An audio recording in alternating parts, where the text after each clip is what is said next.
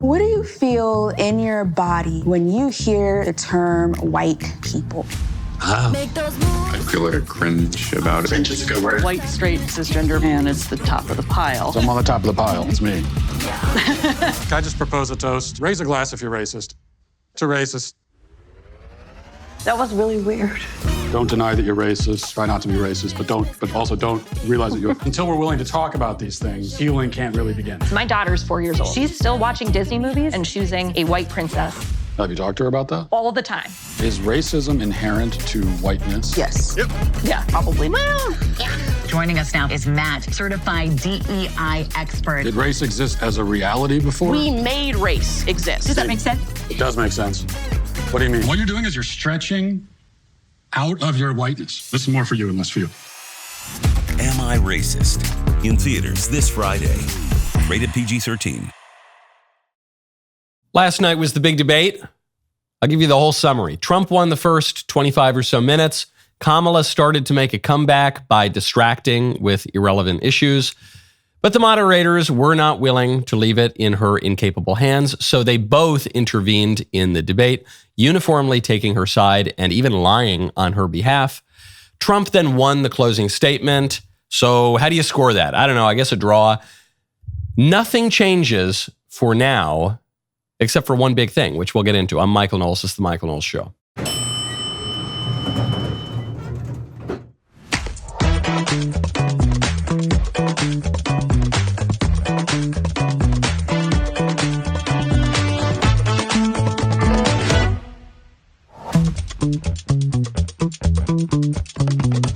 Welcome back to the show. Vanity Fair is furious that people are converting to Catholicism.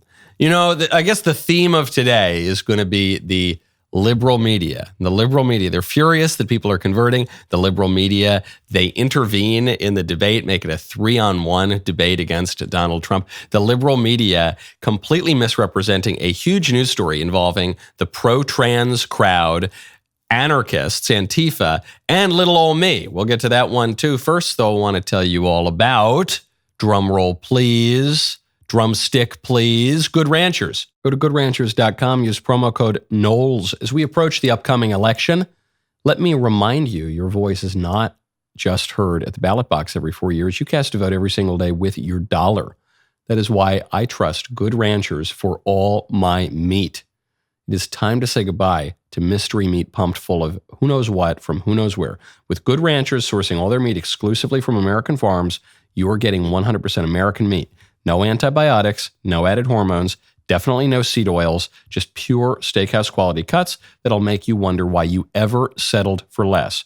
Every cut is pre-trimmed, individually packed, vacuum sealed. That means no more messy meal prep or wasted food. Right now, Good Ranchers is having a presidential promo for a limited time. You can get a free add-on for a whole 4 years until the next election. That means when you subscribe to any of their boxes, you get to decide if you want extra plain chicken breasts, Angus ground beef, Applewood smoked bacon, or wild-caught salmon in every order for 4 years. If you want to celebrate America in the Knowles way, you can shop my custom Good Ranchers box. That is the Knowles box, the very best box. I don't even need to say it anymore at this point. Good Ranchers is so absolutely magnificent.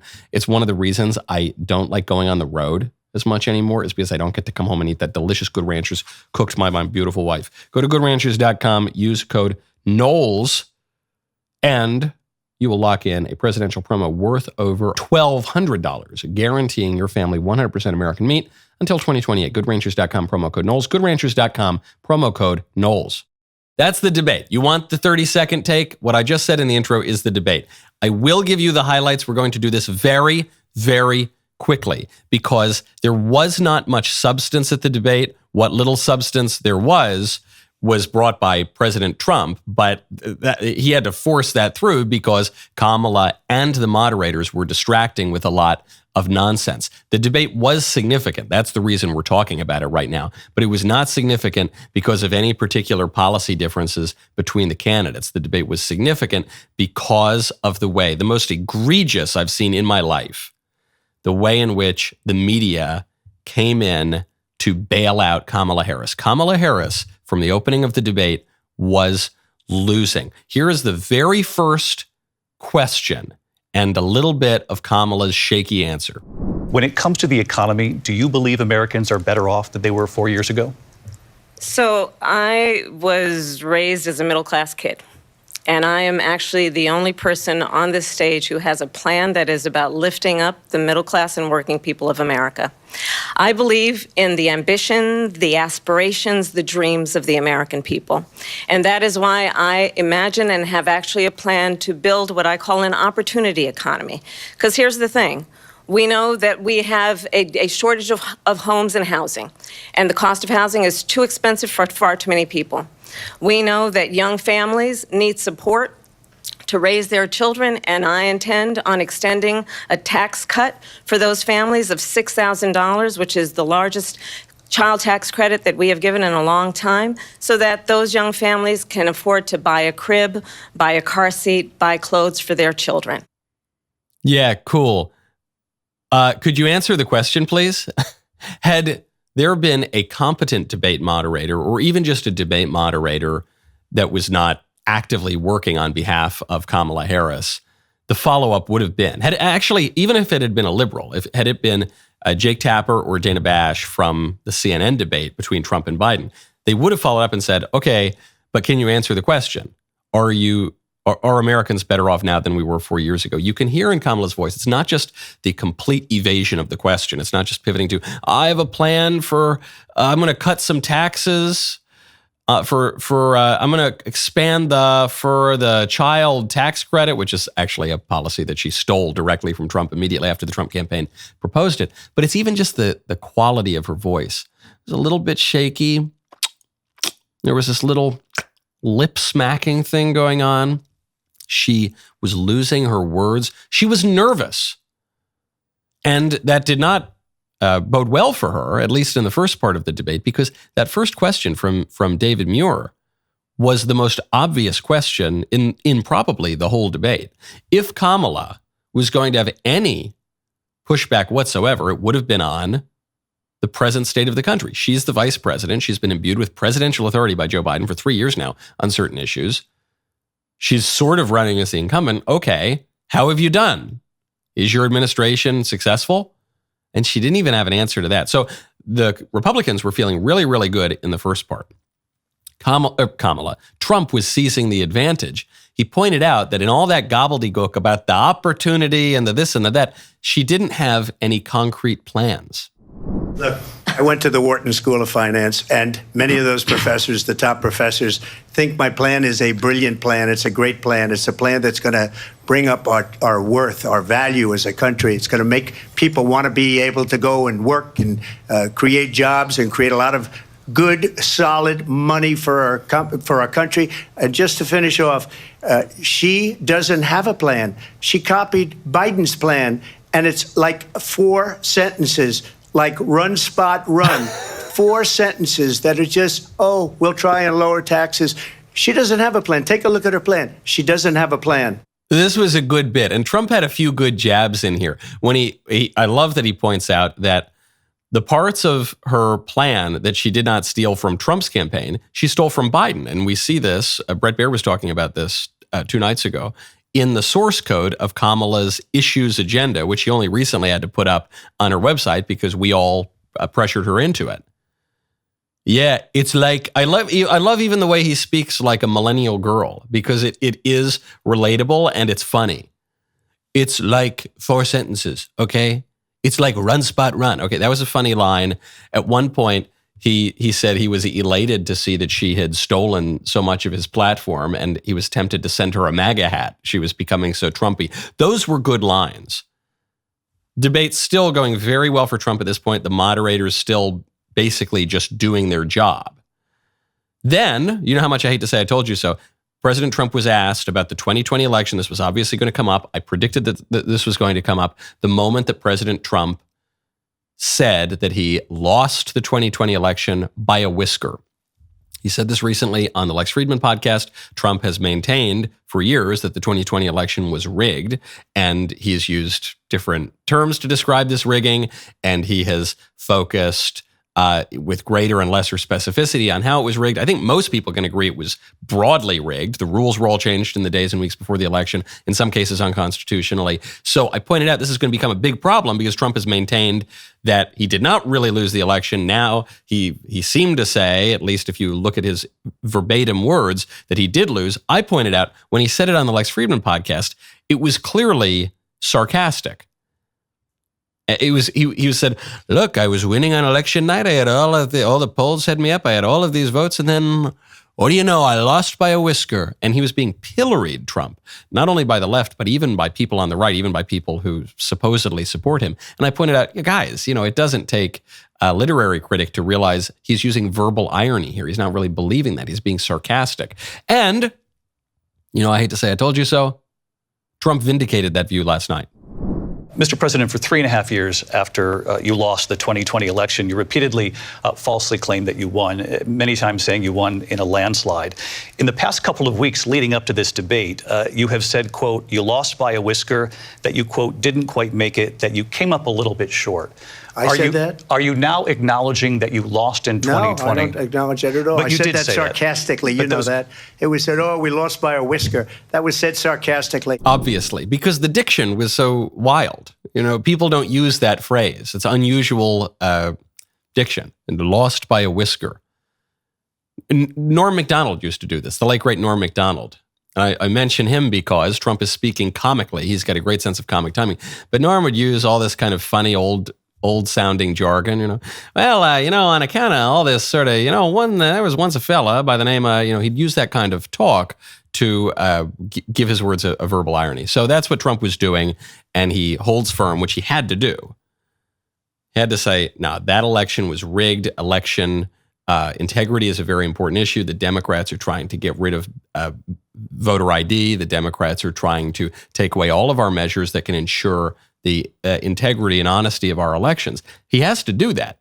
One, because it's important and because those sorts of claims are true, but also because if Trump doesn't do that, then he's a liar who's a grave threat to the republic. Then he basically vindicates all of the nonsense Democrats have been saying about him. So did very, very well for the first part of the debate.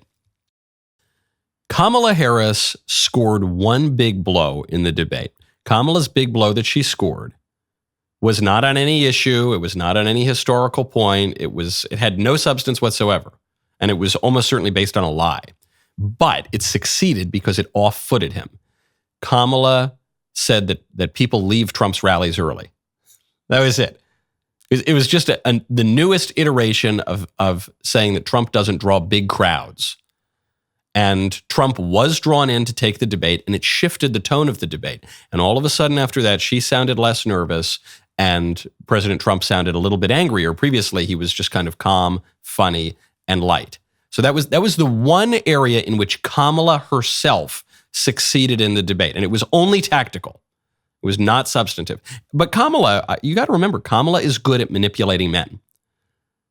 Kamala launched her political career by manipulating a married man, Willie Brown. Willie Brown was happy to be manipulated, it sounds like. And I don't even mean this in a provocative way or to cast unnecessary aspersions on Kamala's behavior early in life. I just mean this is her modus operandi. This is the way that she's succeeded in politics. She got her political career because of her adulterous relationship with Willie Brown in San Francisco. That's what launched her into politics.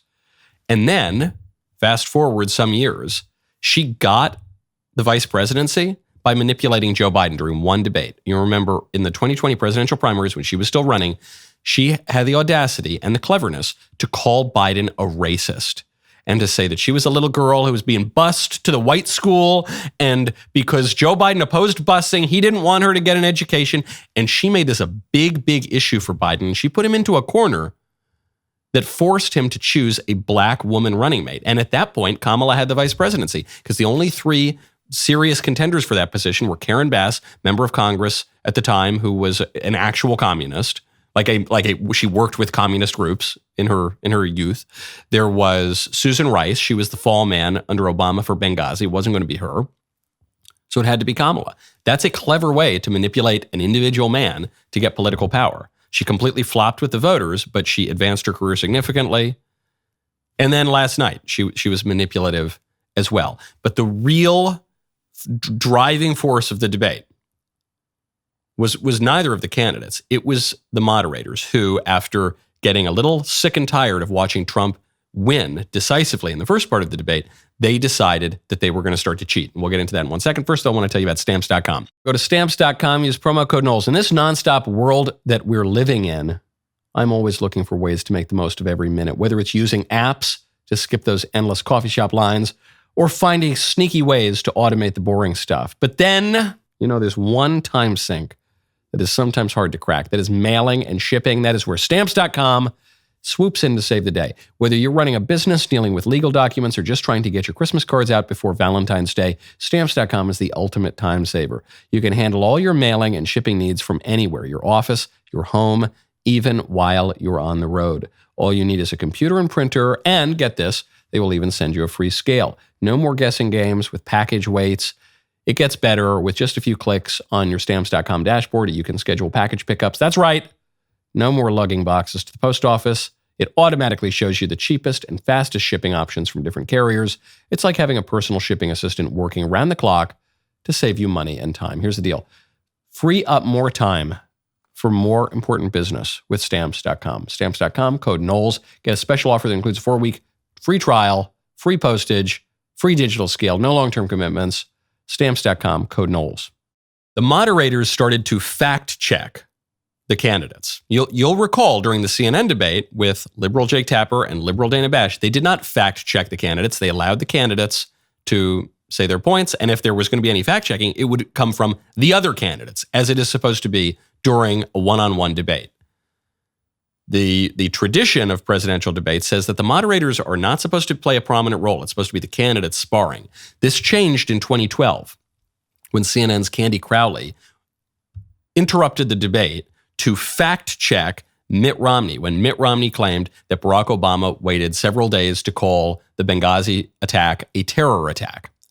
And she said, no, Governor Romney, that's not true. He did it the very next day. And then it turned out her fact check, even if it were true, would have been an egregious interruption of a presidential debate.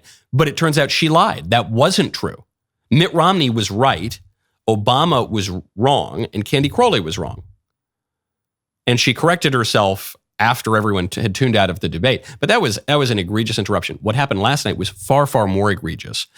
Both David Muir, I always pronounce his name because it's spelled Muir, but it's pronounced Muir. David Muir and Lindsay Davis, who is his co-host, interjected multiple times. I think it was 5 so-called fact checks. They were all fact checks of Trump, even though Kamala Harris said, by my count, more false statements than Trump. In one case, Kamala Harris uttered 3 false statements basically in one breath. She brought up the Very Fine People hoax that even Snopes.com, a left-wing or liberal-leaning website, has debunked. She brought up the, what is the term? It's totally escaping me. I'm having a Rick Perry moment. No, it was bloodbath. This was the most egregious one. President Trump was speaking to auto workers, and he was describing the economic conditions if Biden/Harris won re-election. And he said, oh, yeah, it would be a bloodbath. Well, a bloodbath is an economic term. It returns to complete economic disaster.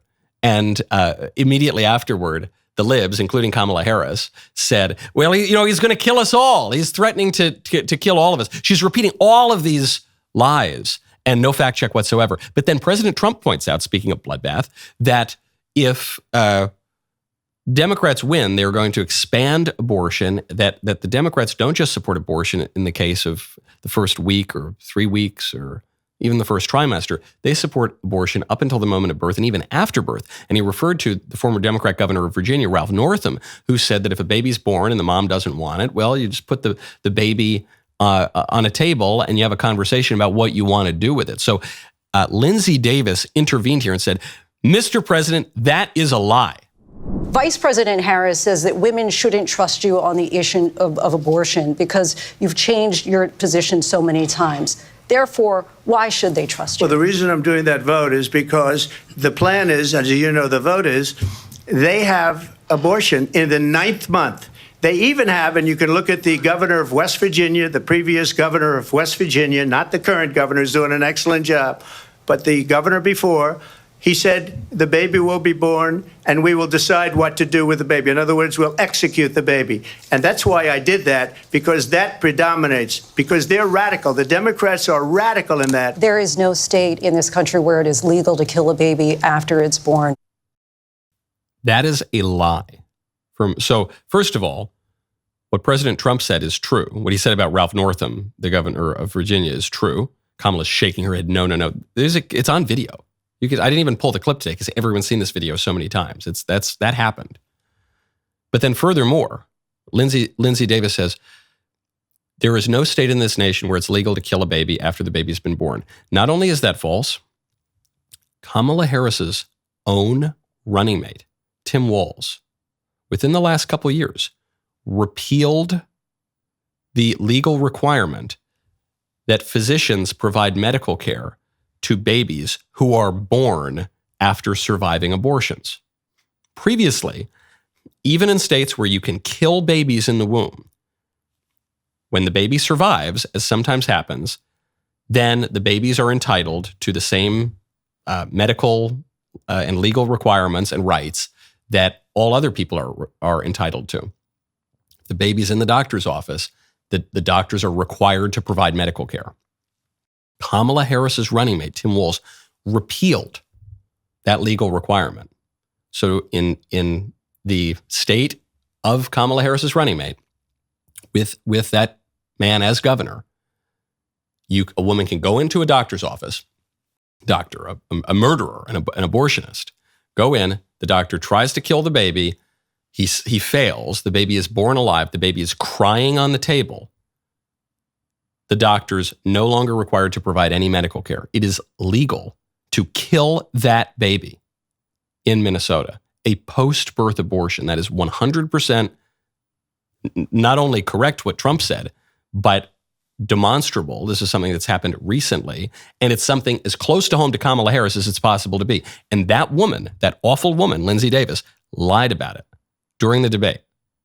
Injected herself into the debate to lie on Kamala's behalf. It was the most egregious of the night. There were many, many others. I mentioned that Kamala Harris uttered 3 lies right in a row. She mentioned the Very Fine People hoax, the bloodbath hoax, and the Proud Boy hoax that Donald Trump told the Proud Boys to stand by so they could all take over the Capitol or something. Not one fact check from anyone. Nevertheless, there are going to be a lot of people who don't know the facts and who just see the theater that was put up by ABC News last night. Then, by the end of the debate, President Trump comes in. He lands another big punch on Kamala's fecklessness with the power that she has in the current administration. They sent her to negotiate peace before this war started. 3 days later, he went in and he started the war because everything they said was weak and stupid. They said the wrong things. That war should have never started. She was the emissary. They sent her in to negotiate with Zelensky and Putin, and she did. And the war started 3 days later. And that's the kind of talent we have with her. She's worse than Biden. Good point. She is worse than Biden. Biden's bad too, but this woman is really, really bad. And she's bad because every time you try to pin her down, she makes the opposite claim. So is Kamala the brand new breath of fresh air? She has nothing to do with the failures of the Biden administration. Okay, she's not qualified to be president. No, she is qualified to be president because she's been helping to run this administration from day one. And this is an equal partnership. And in fact, Biden's imbued her with presidential authority on the border and on high-speed internet in rural America. Oh, okay. She's the last person in the room on the Afghanistan withdrawal. Oh, good. She's really responsible for this administration. Okay, she shouldn't be president because this administration has completely failed. No, don't you try to pin the failures of this administration on her. She's not the president. So any way you try to argue it, they try to slip away. President Trump then really landed it, I felt, with his closing statement. But I just ask one simple question. Why didn't she do it? We're a failing nation. We're a nation that's in serious decline. We're being laughed at all over the world. All over the world, they're laughing. I know the leaders very well. They're coming to see me. They call me. We're laughed at all over the world. They don't understand what happened to us as a nation. We're not a leader. We don't have any idea what's going on. We have wars going on in the Middle East. We have wars going on with Russia and Ukraine. We're going to end up in a third world war, and it'll be a war like no other because of nuclear weapons, the power of weaponry. I rebuilt our entire military. She gave a lot of it away to the Taliban. She gave it to Afghanistan. What these people have done to our country, and maybe toughest of all, is allowing millions of people to come into our country. Many of them are criminals, and they're destroying our country. The worst president, the worst vice president in the history of our country. Very, very strong finish. I suppose we say all's well that ends well. The big takeaways from the debate. When the debate was one-on-one, Trump was winning pretty clearly. When the debate became 3-on-1, even then, 3-on-1, it basically ended a draw. I'm not going to say that it was the greatest night for Donald Trump, but he fended off the attacks pretty well. There were a few missed moments, but that's going to happen in any debate. It was basically a draw. So that's not ideal. However, the silver lining to that storm cloud is now, as a result, the Kamala team thinks she won, or they think she did well enough that it merits another debate. The Trump team thinks he did well enough that would merit another debate. And so Kamala has proposed another debate between the two. That was unclear before this debate. I think Trump should take it. I think that even if it's on a liberal network like NBC or something, there's no way they'll be more liberal and biased than ABC, which is the absolute worst of the worst and has been for many years. The chief political anchor on ABC is the former hatchet man, head of Bill Clinton's White House communications office. Okay, so even NBC would be better. Fox News would certainly be better. Who knows? They should do a DailyWire debate. In any case, doesn't change the fundamentals of the race. It just actually gives another opportunity for a turning point if the two of them meet again. Now, speaking of things that come in twos, we are 2 days away from the Daily Wire's first theatrical release, Am I Racist, in theaters nationwide. Am I Racist will open in over 1,500 theaters this Friday, with more screens being added every day. Get ready for the comedy that hilariously exposes the left's race hustling. Am I Racist, only in theaters Friday. Go to amiracist.com for tickets and showtimes near you. That is amiracist.com. You want to talk about the perfidy of the establishment media. I saw a headline pop up yesterday that interested me in part. The headline itself would have interested me, just generally, but it also concerned me in particular. So I gave it special attention. And I was confused because just reading the headline, I wouldn't have had any guess that this story concerned me at all. This is from the Pittsburgh Tribune, I guess, Trib Live. Headline. I recognize this scene here in the picture because I was present at it. The headline is, Husband, Wife Plead Guilty to Acts That Disrupted Transgender Rights Program at Pitt. Now, I don't know, they may have even updated that headline there, because if you look in the URL and what I read yesterday, it previously said husband, wife plead guilty to acts that disrupted transgender rights protest at Pitt. But neither of those headlines are true, because what really happened is that two Antifa anarchists who are members of an actual anarchist cell showed up to a campus speaking event that I had last year at the University of Pittsburgh. And the protesters at this event were all pro-trans protesters, including the husband and wife anarchist duo here. They, in anticipation of my appearance, lit the street on fire, then burned me in effigy on the street, and then threw an explosive at the building right as I was about to walk on stage. And in so doing, they injured multiple police officers. And I suspect the reason that they were arrested is because they injured the police officers, which is fine. I'm glad they're being arrested. Now they're facing pretty serious charges, and I guess they pled guilty. But does that sound like husband, wife plead guilty to acts that disrupted transgender rights protest at Pitt? You're saying that the real crime that they committed was disrupting the other protesters who were setting the street on fire and burning me in effigy. That's the real problem. It wasn't that they were trying to blow me up, that they were trying to turn my figurative immolation into a literal immolation as I walked on stage. The real crime wasn't that they injured police officers. The real crime wasn't that they damaged a university building.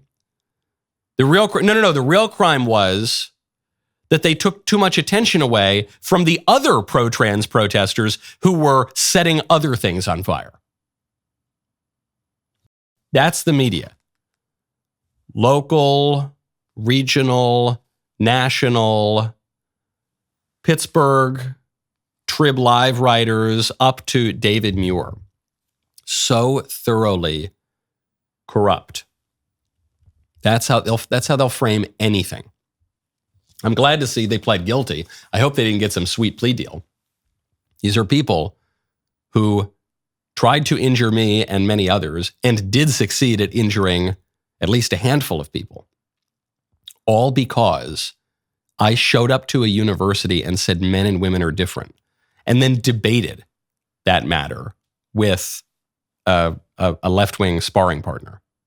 Or I should say classically liberal sparring partner, the full-on leftist sparring partner I was supposed to debate, who was a professor with a Harvard pedigree, decided that he was not able to do that. He didn't think it would go well for him. All because of that. You get an explosion in a building. And the media covering up for them. Now, speaking of the libs freaking out, forget about the debate. The funniest political moment caught on video yesterday was when Eric Swalwell in the hallowed halls of Congress, the U.S. Capitol, that sacred temple to democracy, when he whined and screamed and very nearly cried because Republicans were posting cat memes. What in the hell is this? The chairman tweets, "Protect our ducks and kittens in Ohio," because he goes down some crazy rabbit hole, completely debunked that aliens are eating pets? My God, are you okay, Mr. Chairman? Because last year, for a very long time, you tweeted and promoted Kanye West as he was calling for genocide against the Jews, and you kept it up. And now, when we have victims coming here, you're tweeting this nonsense. I don't know why you would do this. I hope you're okay. I don't know if the aliens who are eating your ducks are in the room with us right now, but Mr. Chairman, this is a serious issue. These people have loved ones who have been lost, and you tweeted this. And the Oscar goes to, I don't think the Oscar goes to Eric Swalwell. Let me just try to make sense of how everything happened here.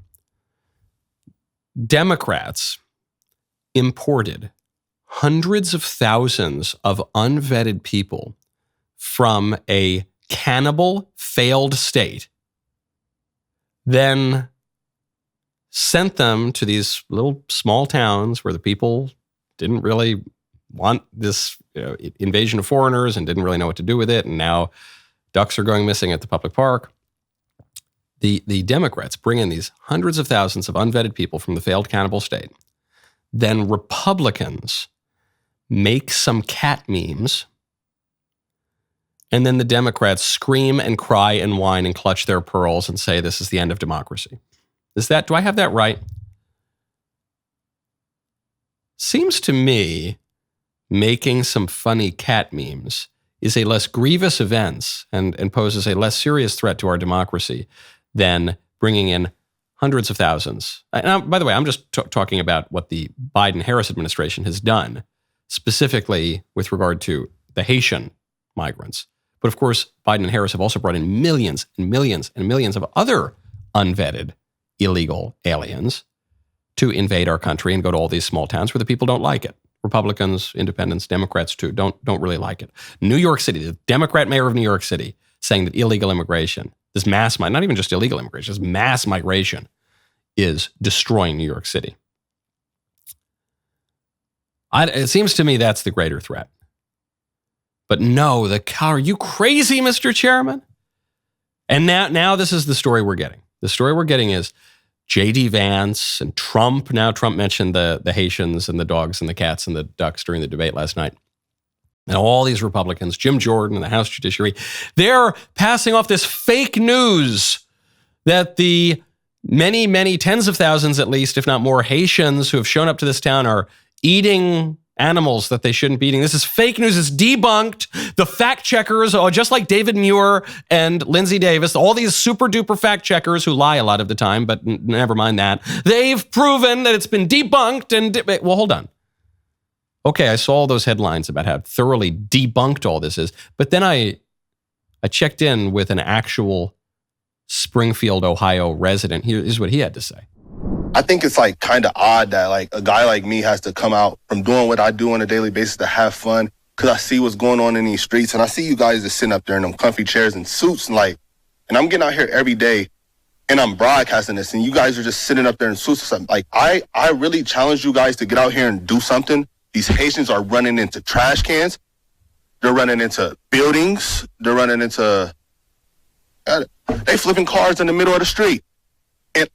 I don't know how, like, y'all can be comfortable with this. Like, I don't know, like, who's getting paid from it. I honestly feel like someone's getting paid from it in the background. You got a bunch of people on a bus getting dropped off at a gas station to come down here. I know a single mom that FaceTimed me this morning at the welfare office that really need something. And it's nothing but immigrants over there. And I don't even want to, seem like I'm coming down on the immigrants because it's the people that's bringing them down here because wherever they're at, that's what they're used to, bro. They're in the park grabbing up ducks by their neck and cutting their head off and walking off with them and eating them like. Pretty crazy, huh? So who am I supposed to believe? The Washington liberal journalists who have never visited Springfield, Ohio, who would break out in hives if they ever had to walk into any normal town in America, up to and including Springfield, Ohio. Am I supposed to believe them, or am I supposed to believe people in Springfield, Ohio, who are just describing their lived experience? Isn't that what the libs are all about, the lived experience? Well, this guy's telling us his lived experience, and he's saying that the migrants who were foisted upon people in these small towns from a failed cannibal state are doing weird stuff when it comes to laws and dietary, gustatory behaviors and preferences. Seems like I'm more likely to believe that guy than some liberal hack journalist in Washington, D.C. But no, we're told if you raise any questions about the behaviors of these people, that you're a racist. Oh, is that guy a racist? If you're just listening to the show, perhaps you could hear it in his voice. He's not the whitest guy in the world. That's a black guy. He's supposed to be an anti-black racist? I know. Listen, I understand that the people who are like David Muir and Lindsay Davis and who lie for a living tell us that the story about the ducks and the other animals that the Haitians are eating is debunked and fake news and it's a hoax and it's a conspiracy. I don't know. What about that guy? That guy said it's real. And furthermore, what are we supposed to think about all this? I know the squishes and the establishment types and the really nice people even. Now forget about even like just the really nice Republicans. They're saying, why are Republicans talking about the Haitian migrants and why are they using all these evocative images of dogs and cats and ducks? Why did Trump have to bring up those images last night at the debate? Because they're evocative. Because you can talk about mass migration like some boring professor. Well, you understand, there are several thousand illegal aliens every day who cross they have encounters with Border Patrol, and then they are given a court date, but they often don't show up to the court date, and they're caught and released sometimes into the country, and this leads to 11 million, 12 million, 13 million people who commit crimes at X rate, and they also use the welfare programs at the X%, and then they blah. Give me a break. I'm half asleep, and I'm the one speaking.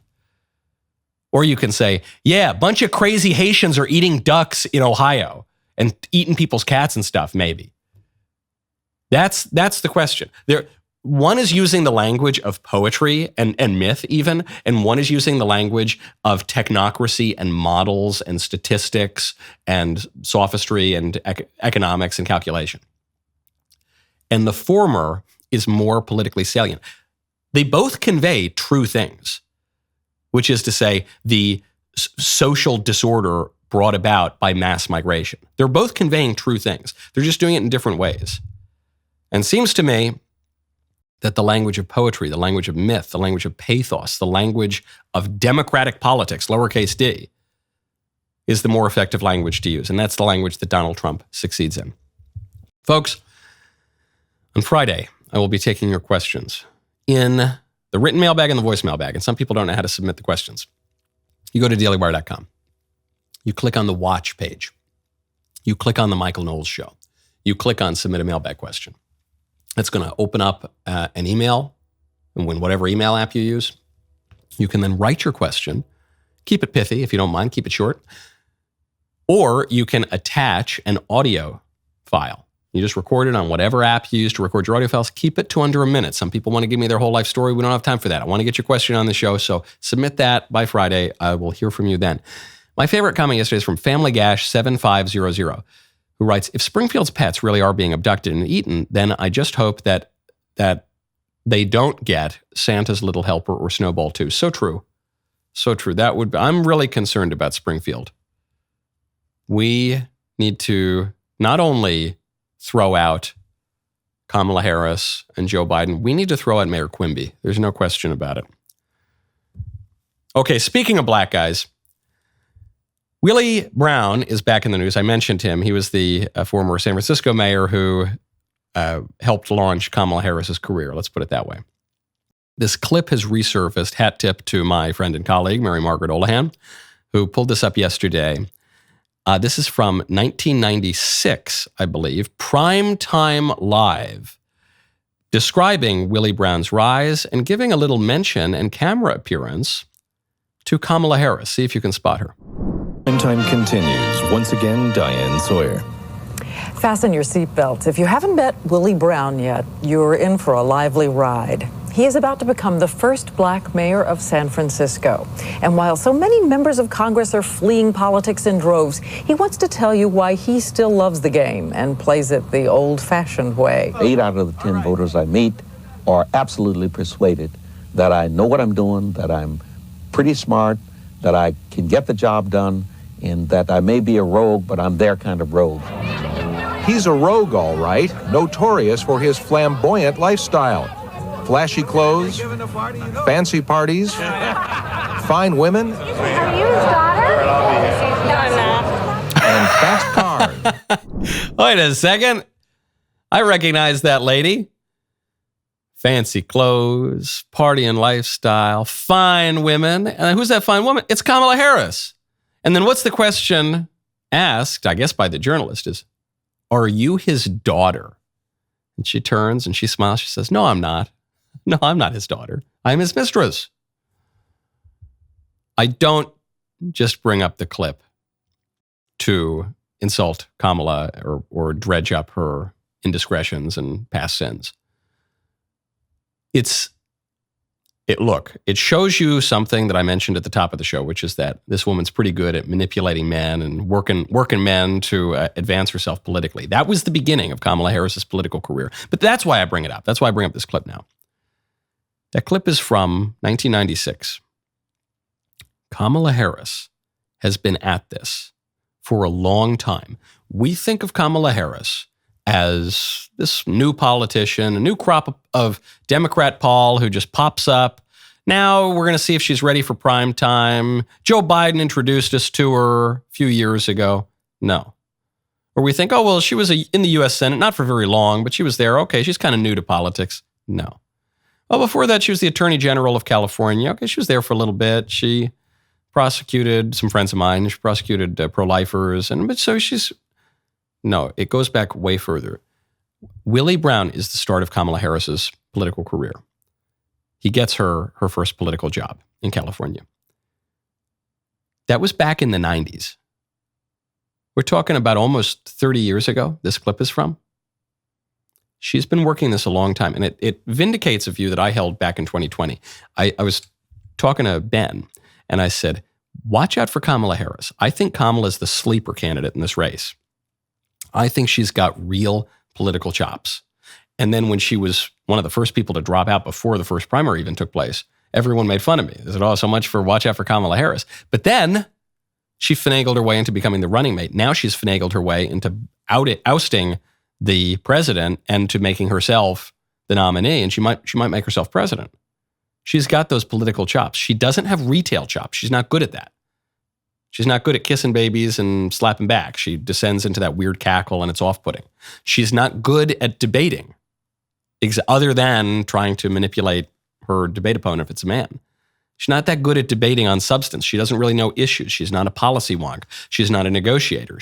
But she does have behind-the-scenes policy chops, or behind-the-scenes political chops, rather, that have advanced her career. She is no slouch. She is not to be underestimated. This woman has been at this game for a very long time. Now, speaking of Kamala, there was an issue I really wish came up in the debate last night. The moderators weren't going to bring it up. Maybe Trump can bring it up at the next debate. The issue is the drug crisis. We have now the worst drug crisis in the history of our country. Or the in question here are all coming across the border from Mexico. So it has to do with Kamala's failure as the border czar and the mass migration crisis. But when Kamala was running for president in 2020, she had to fill out candidate questionnaires. This is how organizations and political groups are able to vet candidates. They send them questionnaires, and all the candidates fill them out. So the ACLU sends out a questionnaire in 2019 asking her view on, and Kamala Harris said that she wanted to decriminalize. And I'm not just talking about the devil's lettuce, and I'm not just talking about even. Kamala said she wants to decriminalize, which is just a poison that's killing upwards of 100,000 Americans every single year. She wants to decriminalize. She wants to decriminalize, quote, all drug possession for personal use. This is the worst drug crisis in American history. If you live anywhere in the country, we're not just talking about the middle of the country, I'm talking about the cities, I'm talking about the coasts, I'm talking about anywhere. At this point, with this drug crisis going on for so long, you very likely know someone who has been affected by this and who has died from one of them. I do. I bet you actually might know multiple people. At the very least, you know someone who knows someone. This is the worst drug crisis in American history. It amounts to a poisoning of much of a generation of Americans. 2023, 74,702 people died. Deaths. Overall drug overdose deaths, about 108,000. So the vast majority of those coming from this one drug that Kamala wants to decriminalize. The year before, even more, 76,226 deaths. Overall overdose deaths, about this 111,000. Vast majority still there. This has been going on for years and years and years. How many hundreds of thousands? Maybe over 1 million, maybe at this point. She wants to decriminalize it. You think, well, it must have been a mistake on the questionnaire, right? Okay, let's talk to Kamala's spokesman. This was just last night, ABC News. The reporters on ABC seem to be better than the debate moderators. At the very least, they give a little pushback. Hey, Kamala spokesman, there's no way she really believes this, right? I do want to ask you about this CNN report. It shows Harris voiced support for cutting funding for ICE and for using taxpayer money to fund transgender surgery for detained migrants in 2019. Does the vice president still support those positions, and do you expect her to address them tonight? Listen, I think, these old questionnaires are a complete distraction from the task at hand right now. I think the vice president, and frankly, what the American people are actually asking about, right? What the American people are concerned about and what they're asking about is who's going to solve for border security. So he can't just say she doesn't believe it anymore? These old questionnaires, the only time Kamala Harris has run in a Democrat primary, she said this is what she believes. And that happens to have been some 3 years ago. So, okay, she's changed her views. Politicians flip-flop all the time, especially the empty suit types. Say, listen, that does not reflect her views. She's been very clear. She's a prosecutor. But he doesn't. He says, oh, forget about that. Oh, the opioid crisis, that doesn't matter. Oh, the border crisis, that doesn't matter. Now, forget about that. We got to talk about the important issues, like Venn diagrams and yellow school buses. This is a major scandal.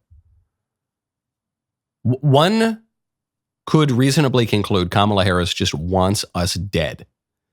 If she's the border czar and she wants all these murderers, these criminals to cross the border and kill people, and furthermore, she wants all of this poison to cross the border, and then once the poison gets here, she wants to decriminalize the poison, one could reasonably conclude she just wants to kill us. The most charitable interpretation I can imagine is she doesn't understand the law. She doesn't understand how law works. She thinks that when you decriminalize something, you get less of it. That's not what happens. That's a liberal and a libertarian fantasy. But even reasonable libertarians know that's bogus. That's at the time of the worst drug crisis in American history. And to this day, this isn't an old issue. That spokesman made sure this is not some old issue. This is a today issue. Sure hope that comes up at the next debate. I mentioned, just to tie it all back into the media, I mentioned that Vanity Fair is furious that people are converting to Catholicism. We will get into that story tomorrow because we've run out of time. You know that I'm such a tease, but it's a very important story and the media are absolute garbage. So we'll get to that tomorrow. For today, though, it's Woke Wednesday. The rest of the show continues now. You do not want to miss it. Become a member. Use code Knowles, KWLES at checkout for 2 months free on all annual plans.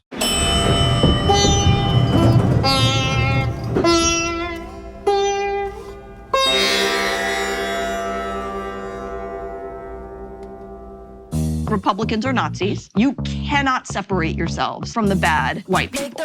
Growing up, I never thought much about race. It never really seemed to matter that much, at least not to me. Am I racist? I would really appreciate it if you left. I'm trying to learn. I'm on this journey. If I'm going to sort this out, I need to go deeper undercover. They gon' say I'm racist. Joining us now is Matt, certified DEI expert. Here's my certification. And what you're doing is you're stretching out of your whiteness. This is more for you in this field. Is America inherently racist? The word inherent is challenging there. I want to rename the George Washington Monument to the George Floyd Monument. America is racist to its bones. So inherently. Yeah, this country is a piece of white folks, White. trash, white supremacy, white woman, white boy. Is there a black person around? What's a black person right here? Does he not exist? Say I'm racist. Hi, Robin. Hi, what's your name? I'm Matt. Just had to ask who you are because you have to be careful. Never be too careful. They gon' say you racist. Buy your tickets now. In theaters September 13th. Rated PG-13.